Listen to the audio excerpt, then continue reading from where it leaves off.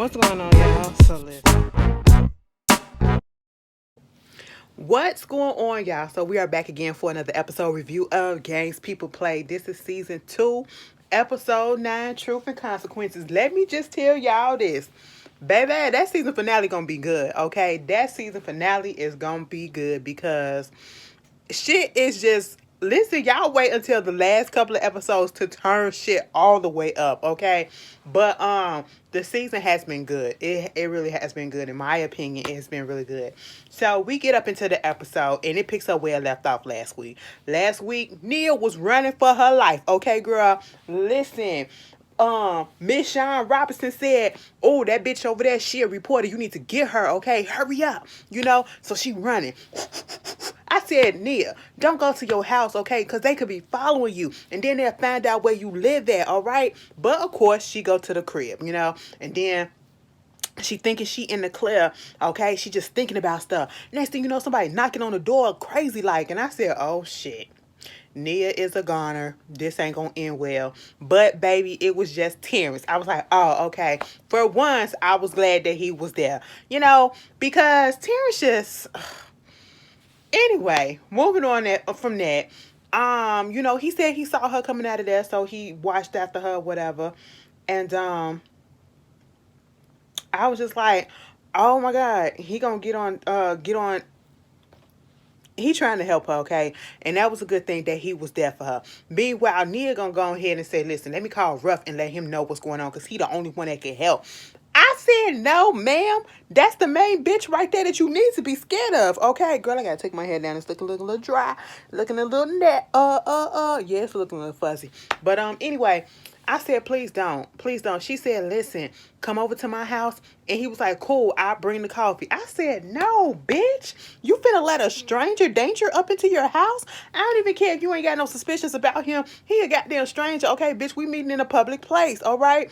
But, of course, that's gonna happen. Meanwhile, Marcus is up in there talking to Eden, and they trying to negotiate his contract or whatever. You know, he trying to put the moves on her. She like, listen, I would like to, but this is my office, and we can't do that up in here.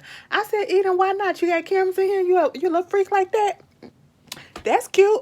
But he was like 45. She's like, we can offer you $45 million. He said, what? $45 million for 4 years or $45 million for each year? Because, bitch, I deserve each year. I said, now, do you really? Do you really? Marcus, you ain't really lived up to the hype of what you was supposed to be on the Vipers, okay? Because all you have brought was nothing but drama and a whole bunch of mess to this team, to be quite honest. But, of course, she gonna work it out for him, and he gonna work it out for her in 2 minutes. I said 2 minutes. Now, Missy Elliott said she don't want no 1 minute man. You said, bitch. She said 1 minute. I said two. I said, oh. Don't let nobody let you hear that, okay? Don't tell nobody else that. Meanwhile, you got Jamal going over there talking to Kareem, sweet talking his ass because he's playing so on his feelings and emotions about not having a father in his life and finally being cool with him. And I just don't understand. This is what I don't understand. For Kareem daddy to have done the stuff that he's done to him, Kareem was too easily accepting of him into his life, okay? That's one. Because it wasn't just one or two incidents. It was throughout his life that man been using him, okay? And then for the mom to be okay with him being back in her life and his life, it's like, damn, bitch, I'm looking at Jamal and I'm like, you let that type of dick get inside you? It looked like it stank. No shade. I'm telling you, that's how they got the character looking. Not the person, but that's how they got the character looking, okay? He looked bummified and he just got scamming all over his face, okay? He got I'm a scammer all over his face. And sure enough, he's talking to goddamn Kareem talking about I need some help. Okay, this hospital bill, I ain't got no insurance. It's 81,000. It's a little bit over $81,000, and he needs to get it paid. They won't put him on a payment in like a pay plan or whatever. And I'm sitting here like, something about that don't seem right.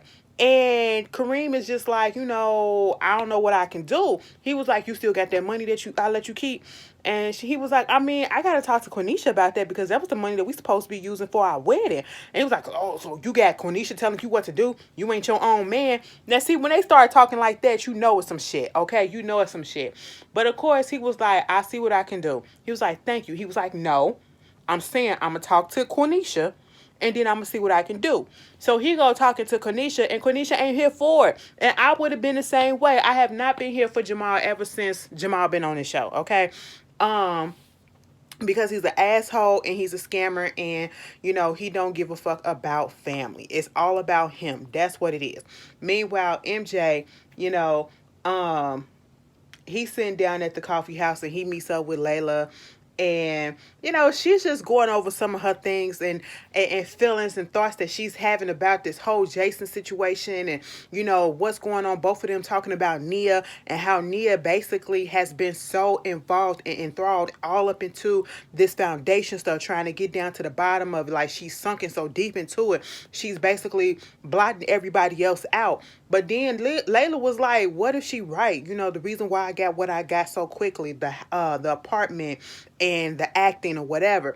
But at this point, you got MJ trying to be a friend and be like, don't ever put yourself down. When in actuality, I said, girl, we've been saying that shit. You just not thinking about that?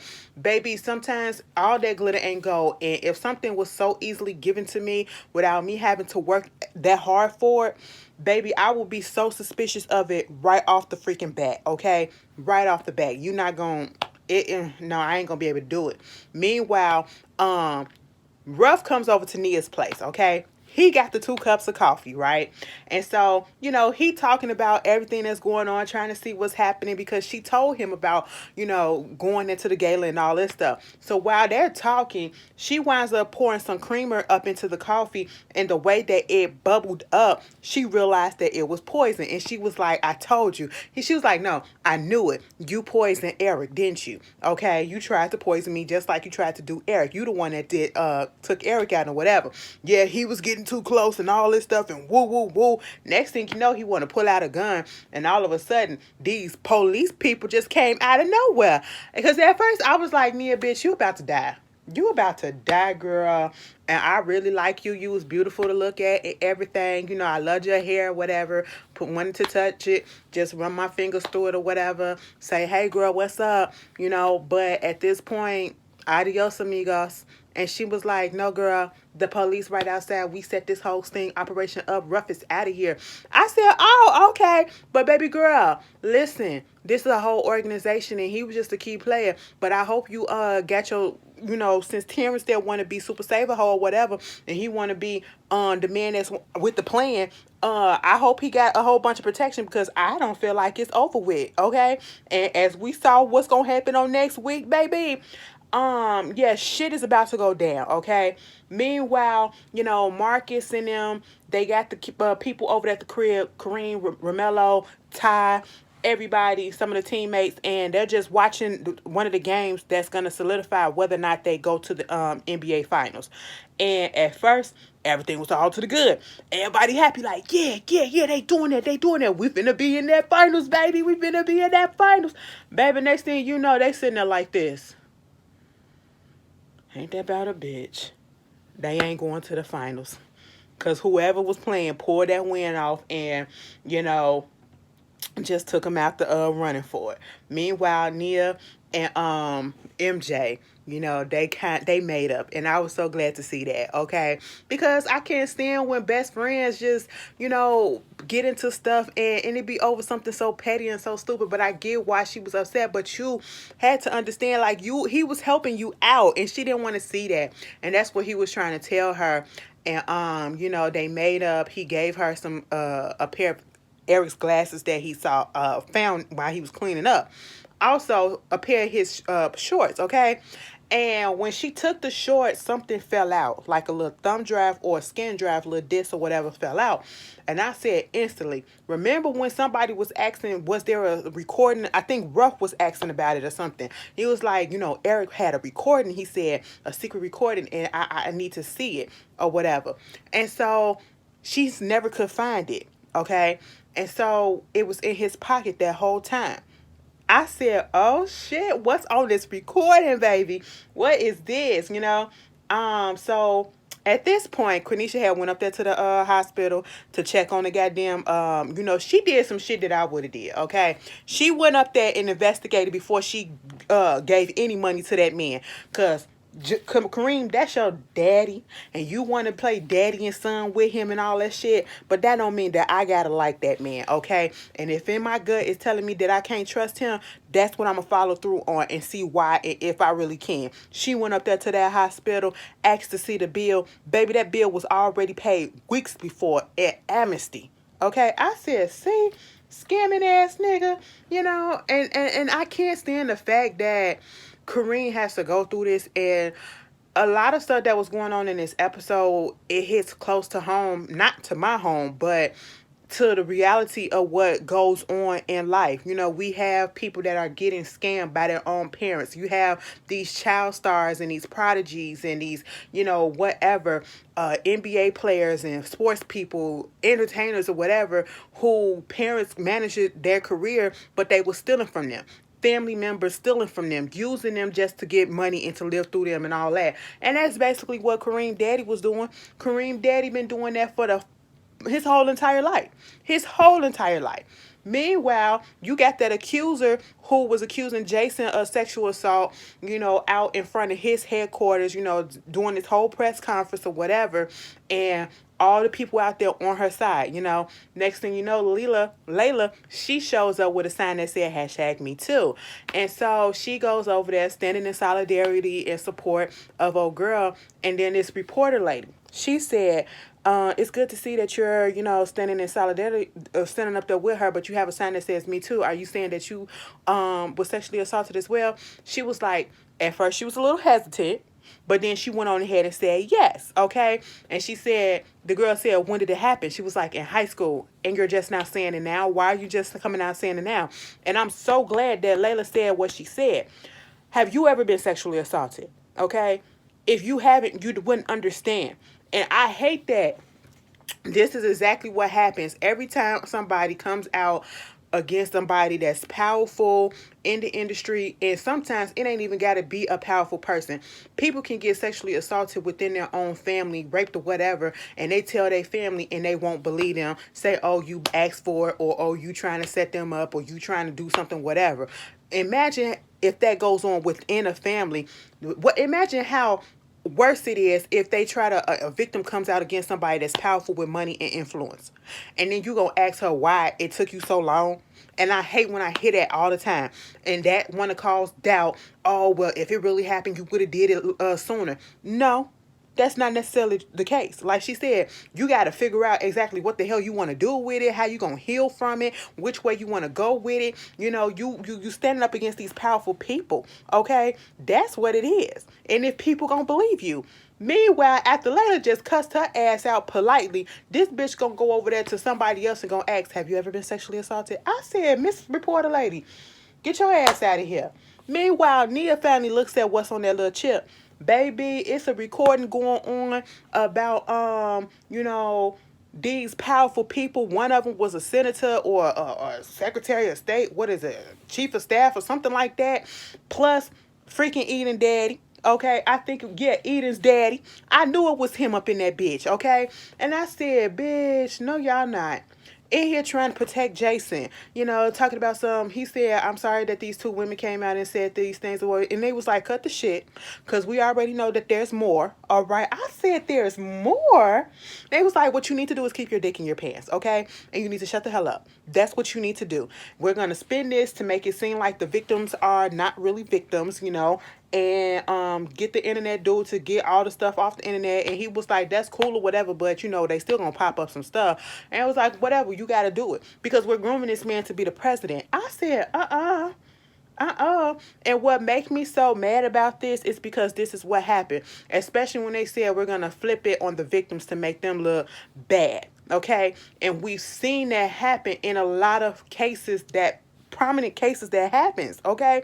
We seen that happen in the R. Kelly case. We seen that happen in the Bill Cosby case. We seen that happen in the Weinstein case, okay?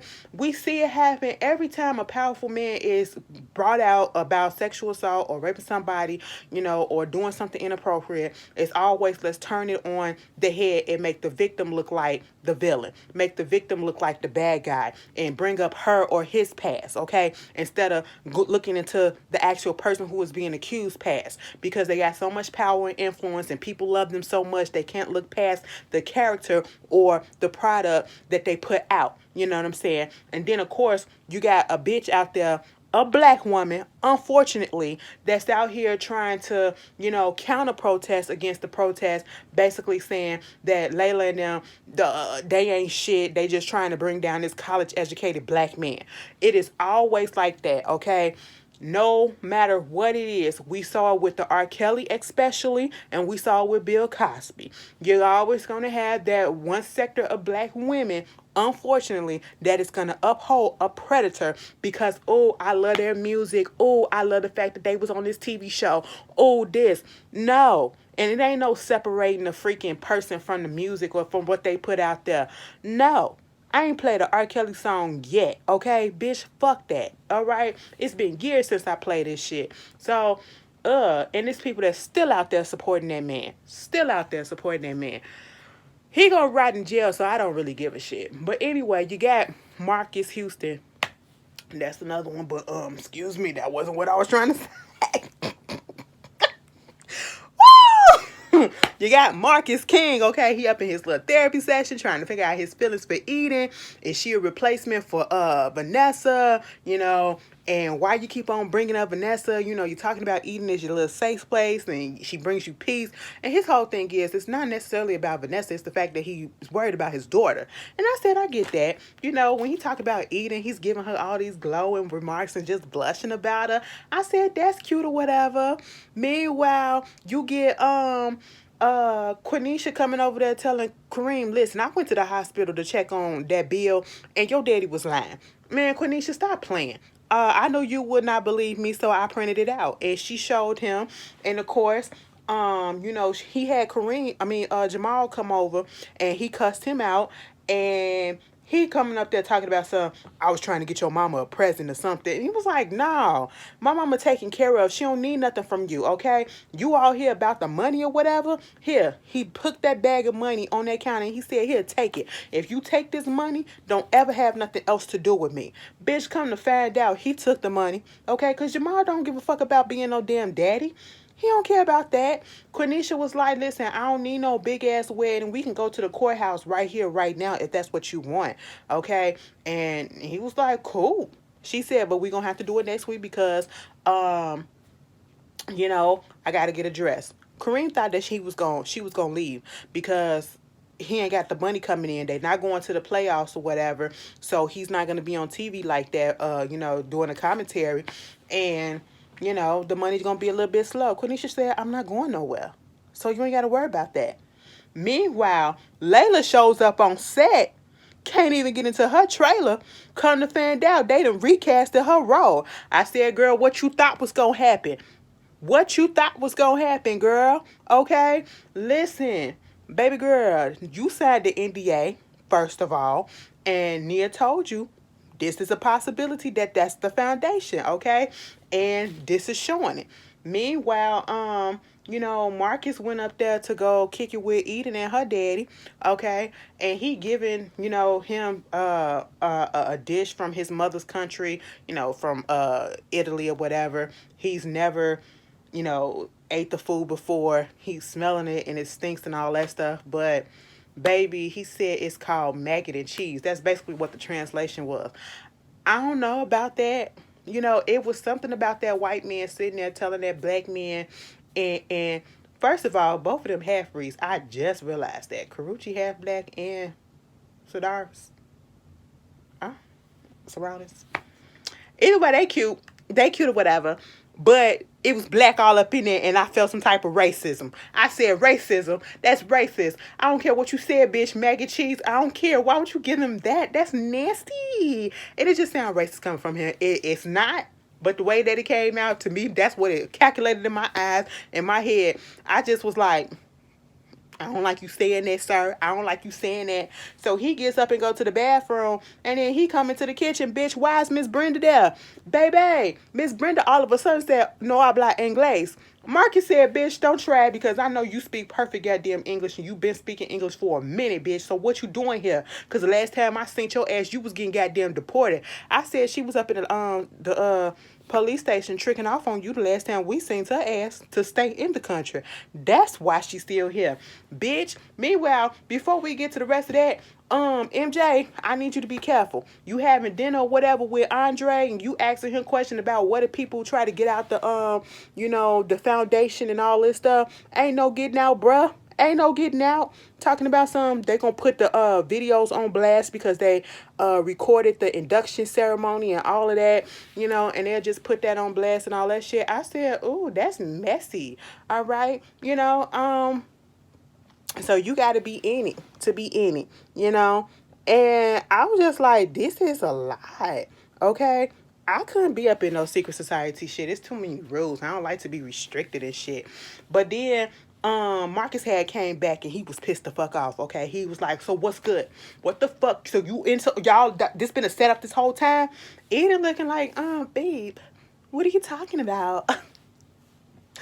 I don't understand. And she was like, no, y'all know what you fucking talking about. Why the fuck is Brenda up in here? My old housekeeper up in here and she just so happened to be working with you? What's going on? Okay. So daddy basically like, I'm not the reason why your daughter not with you. I'm not the reason why Vanessa killed somebody. And the fact that you can't find your daughter, I'm going to put forth all the resources that I can to get your daughter back. Baby, the way he got so mad and he was getting so forceful with it, it just didn't sit right with me. I said, why you hadn't, sir? Why you hadn't? And at this point, we realized that Eden didn't really know nothing about it, okay?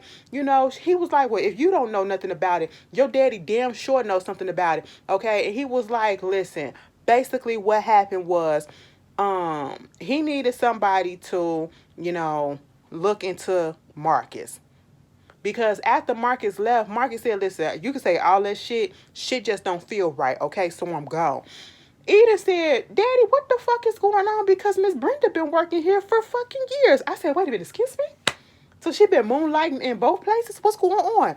Girl, the daddy said, listen, I needed somebody to watch him, okay? And see what the hell I was getting myself into by siding him on or whatever. And come to find out, he the one that paid Vanessa to fucking leave, okay? He didn't want the shit to get so messy and to ruin the chances of Marcus getting on the team and all this stuff and, going to jail or whatever and him getting distracted so much by her. He paid that girl to go somewhere else. I said, bitch, what? And Vanessa, you went along with it, girl, and then turned on Eden and said, why you haven't made him fall in love with you yet? Okay, this I didn't bring you on because you got brains or whatever. I said, wait a minute. So you just went barbaric and sexist with it and basically said you only using your daughter to fuck this man to make him fall in love with her to get him on the good side or whatever for the greater good, for the foundation. I said, bitch, Eden was like your little organization, your little clubhouse. She ain't here for it. I said, oh my goodness. He said, you better get that shit together. I said, wow, the way parents uses their kids. And I said, I need somebody to explain who the fuck is her mama. Eden adopted. So we just gonna bypass the fact that Eden got this white ass man as a dad.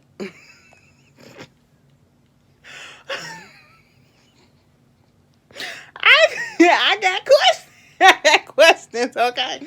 But, at the end of the episode, Layla goes over there to her apartment complex and she down there by the pool and people clapping like, clap, clap, clap. Yay, Layla. I should say Layla. That's what it was. Yay, Layla. We on your side, bitch. We on your side. Girl, next thing, oh boy, the apartment manager, Day, I'm going to call him Day because I don't know what their pronouns are. they come up there and was like, listen, we need to see the model for your apartment. She was like, what you mean? So that you can, he said, no, bitch, so you could get the fuck out. You got a week, okay?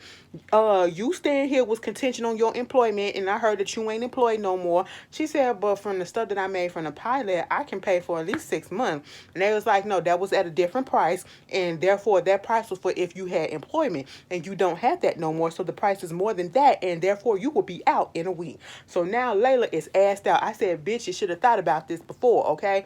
You can't jump head first just because shit look so good out just glittering and shit, okay? Well, glitter ain't gold, you know? But this was a good episode. Baby, next week they finna ramp that shit up for that season finale. And I hope they get a season 3 because this was good. Nia might get deported. I said, damn, they finna take your ass all the way back to Nigeria. Fuck, girl, they finna fuck your visa up. I said, see, you don't play with people shit like that. You don't play with people shit like that. But y'all tell me how y'all felt about this episode. And I will see you guys next week for the finale. Peace.